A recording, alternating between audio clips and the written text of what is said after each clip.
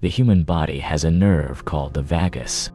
It runs from your brainstem down through your chest and into your gut. It's the reason your heart rate slows when you breathe deeply. It's the nerve of calm. But it has another, more ancient purpose. In our deep past, when a predator had its jaws around the neck of our ancestor, the vagus nerve would kick in. It would flood the system with a cocktail of chemicals, not to fuel a fight, but to induce a state of passive surrender. It would lower the heart rate, numb the pain, and make the end peaceful. It was a mercy, a final comfort in the face of insurmountable resistance. I sometimes wonder if our entire modern world hasn't become a pair of invisible jaws around our collective neck. And that nerve, that ancient mechanism for surrender, is being triggered not by a moment of ultimate failure, but by the slow, steady pressure of a life that asks nothing of us. We are being comforted to death. Our ancestors didn't have a vagus nerve for comfort. They had it for survival in the face of certain death.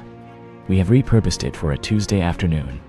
We struggle to get out of a bed that has cradled us in perfect temperature control, to walk on floors that don't bite back with cold or splinter, to procure a breakfast that required no dawn hunt, no skinning, no fire built with wet wood and desperate friction. The fight has been removed. The resistance is gone. And without resistance, there is no growth. A tree that grows in a windless greenhouse never learns to grow deep roots. Its wood is soft, porous. It looks like a tree. It has the shape of a tree. But the first real storm, the one that slips past the glass, will shatter it. We have become that tree. We have the shape of people, the form of humans who conquered a planet. But the wood inside has gone soft. The mind is a muscle. This is not a metaphor. It is a physiological truth. Sheen. It adapts to the demands placed upon it. It prunes the connections it doesn't use and strengthens the pathways it travels most. When your greatest daily challenge is choosing which streaming service to watch, which pre-made meal to heat, which route your navigation app will calculate for you, the mind adapts to that lack of difficulty. It rewires itself for efficiency in a world of convenience. The neural pathways required for patience are overgrown with weeds. The dense forests of focus are clear-cut to make way for the shallow, quick-firing circuits of distraction. The muscle of resilience, the one that allows you to take a hit and keep moving, to sit with a problem for hours until it cracks, to endure boredom without seeking a digital hit of dopamine. That muscle atrophies. It weakens from disuse. We have traded the calloused hand for the soft touchscreen, and in doing so, we have traded the calloused mind for one that is easily bruised. And the most terrifying symptom of this is the great paradox of our age. When everything is easy, everything feels hard. Think about it. The thought of a cold shower in the morning feels like a monumental act of will. Picking up a 300-page book feels like a Herculean labor. Focusing on a single task for 30 minutes without checking your phone feels like a form of medieval torture. Why? Why do these trivialities feel so insurmountable? It is because comfort has systematically lowered your threshold for pain. Not just physical pain, but the pain of effort, the pain of boredom, the pain of delayed gratification. Your system, so accustomed to the seamless, the instant, the effortless, now registers the slightest friction as a catastrophic failure of the environment. A slow Wi-Fi connection is a crisis. A long line is a personal insult. A difficult conversation is a trauma to be avoided at all costs. Your comfort has made you exquisitely, dangerously sensitive. This creates a fragile person. We have soft beds, soft food, soft routines, and now, soft minds. We are porcelain dolls arranged on a shelf of convenience. And when the slightest inconvenience arrives, a flat tire, a critical email, a missed deadline, a disagreement with a loved one, we break, we shatter. We don't have the mental armor to absorb the blow because we've never been in the forge. We've never felt the hammer. We've never been thrust into the cold water that tempers steel. We live in a world that has pain-proofed every surface, rounded every corner, and in doing so, it has created people who cannot handle a single sharp edge. The world will always have sharp edges. It is the nature of reality. By trying to remove them all, we have only ensured that when we inevitably encounter one, it will cut us to the bone. Technology was supposed to be our tool. It was supposed to make us faster, smarter, stronger. But it has only made life faster. It has not made you faster. You can order food in one tap, but your discipline doesn't improve. You can have any piece of information in the world in half a second, but your wisdom doesn't deepen. You can scroll through an endless stream of content, a fire hose of novelty, but your attention span suffers. It shrivels. It becomes a twitching, frantic thing, incapable of sustained stillness. Convenience speeds the world up while slowing you down. It externalizes your capacities. Your memory is in the cloud. Your sense of direction is in a satellite. Your ability to calculate is in a silicon chip. And what is left inside you? A consciousness that is increasingly a passenger, not a pilot. A ghost in a machine that is doing all the work. The world is a blur outside the window, and you are sitting perfectly still, getting nowhere. Comfort kills hunger. The deep, primal, life or death hunger that drove our ancestors to cross oceans and scale mountains. When life becomes too easy, that fire dies. It is smothered under a mountain of pillows. The comfort zone is a clever trickster. It whispers to you that you've made it. It shows you your warm apartment, your full refrigerator, your endless entertainment, and it says, see? This is enough. The struggle is over. You have arrived. And you believe it. You settle in. You get comfortable. But you haven't arrived at the summit. You've arrived at the first base camp, the one at the very bottom of the mountain, and you've mistaken it for the peak.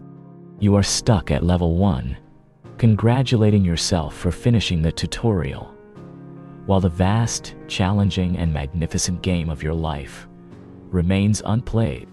Because growth, real growth, the kind that forges character and defines a life, requires discomfort. It requires friction. Think of every meaningful achievement in your life. Learning to walk, that required falling down thousands of times.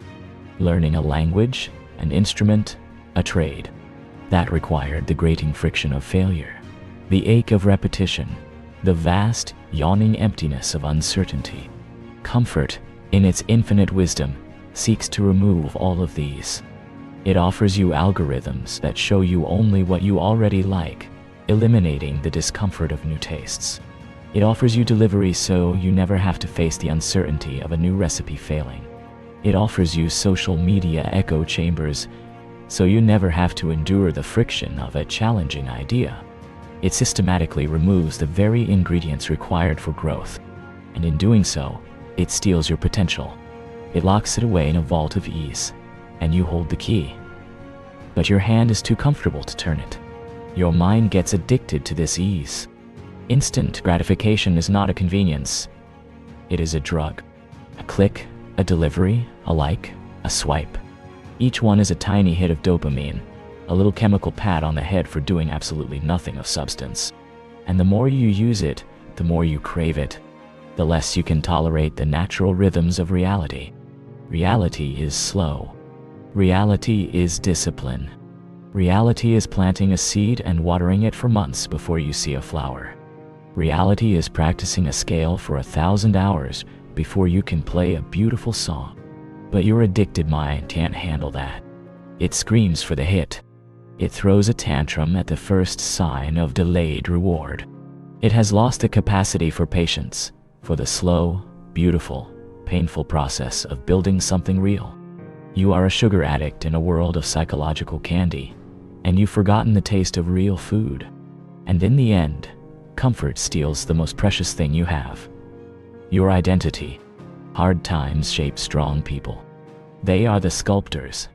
They chip away everything that is not essential, everything that is weak, everything that is false. They reveal the figure hidden within the marble. But comfort shapes nothing. It is a formless, warm blob that presses against you, leaving no mark, making no impression. Without struggle, you never discover your limits. You never find the line where your endurance gives out, and in finding it, you learn how to push it further. You never discover your values because they are never tested. You never have to ask, what do I truly believe in when it costs me something? You never learn who you truly are because you are never forced to look into that abyss and see what looks back. You become a reflection of your comfortable environment, a mirror of ease.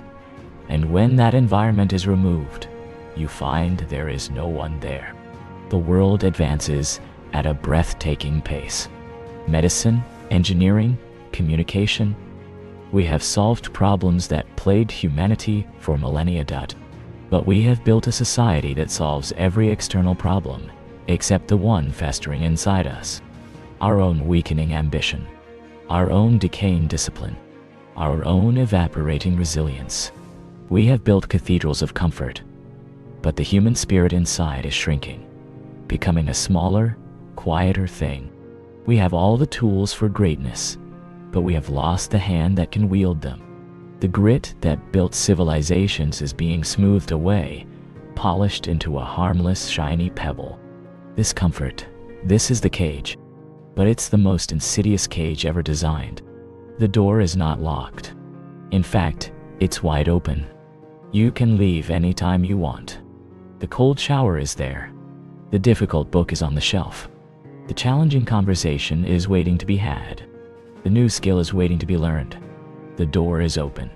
But comfort makes you choose the cage voluntarily. It makes you pull the door shut yourself. It convinces you that the confinement is safety, that the limitations are freedom. You sit on the floor of your comfortable prison, staring at the open door, and you choose not to walk through because there's a draft, and it might be a little cold out there. The solution is not to reject comfort entirely. That is a different kind of insanity, a performative masochism. The solution is balance. It is to use comfort as a tool, not a refuge. A warm bed is a tool for recovery, so you can face a challenging day. A convenient meal is a tool for saving time, so you can spend that time on something difficult. Comfort should be in service of the struggle, not a replacement for it. You must seek challenge.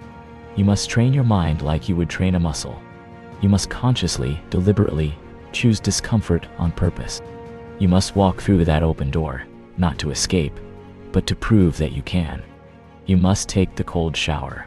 You must read the difficult book. You must have the hard conversation. You must sit in silence for 10 minutes without reaching for a screen. You must learn something you are terrible at. You must embrace the friction. Do this not as a punishment, but as a preparation. You are forging your mental armor. You are tempering your spirit. You are building calluses on your mind. You are doing this so that when life's inevitable discomforts arrive, and they will, in the form of loss and failure and heartbreak, they do not break you. You have already met them in the small chosen battles of your daily life. You have already stared into the abyss in 1,000 tiny ways. And when the big one comes, you will not be a fragile doll on a shelf. You will be a rooted tree in a storm. You will be the pilot, not the passenger. You will be the one who looked into the jaws of comfort and chose to fight, not surrender. So start today, not with a grand, life-upending gesture, but with a small, deliberate act of friction. One change. That's all it takes. One change. Repeated every day, until the comfort zone is no longer a cage you live in, but a tool you use. Until the muscle of your mind is strong again. Until you remember what it feels like to be hungry. The world is waiting for you to step through the door. All you have to do is take the first step.